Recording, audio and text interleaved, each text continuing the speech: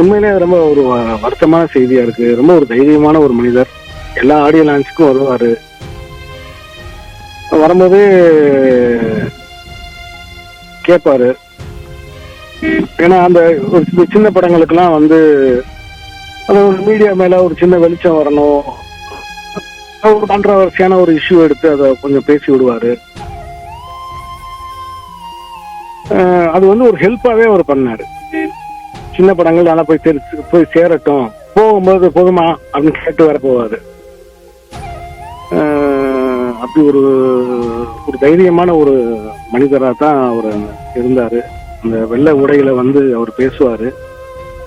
உண்மையிலே இந்த வயசான காலத்துல வந்து அவர் இந்த முடிவை எடுத்திருக்காருங்கிறது ரொம்ப ஒரு வருத்தமான ஒரு செய்தியா இருக்கு. இப்ப கூட என்னுடைய படங்களுக்கு அவர் வந்தாரு. என்னுடைய இடம்பொருள் ஏவல் படத்துக்கு இப்ப நான் ஒரு ப்ரிவியூ மாதிரி நான் போட்டேன்.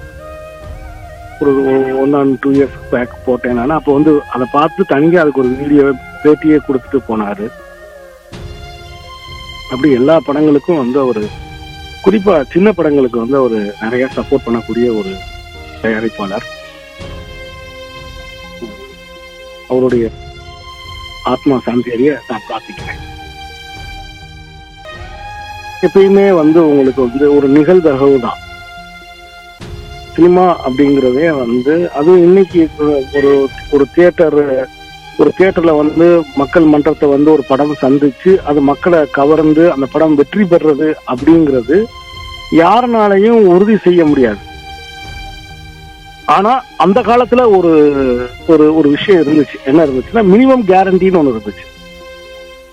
ஒரு படத்துக்கு ஒரு மினிமம் கேரண்டி அப்படின்னு ஒண்ணு இருந்துச்சு.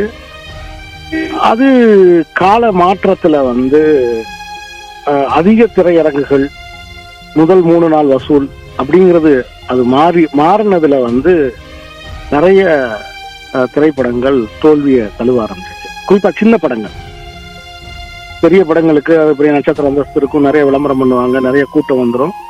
பட் சின்ன படங்களுக்கு, பெண்களை மையமா வச்ச படங்களுக்கு, கதை படங்களுக்கு வந்து எடுத்த உடனே கூட்டம் வராது.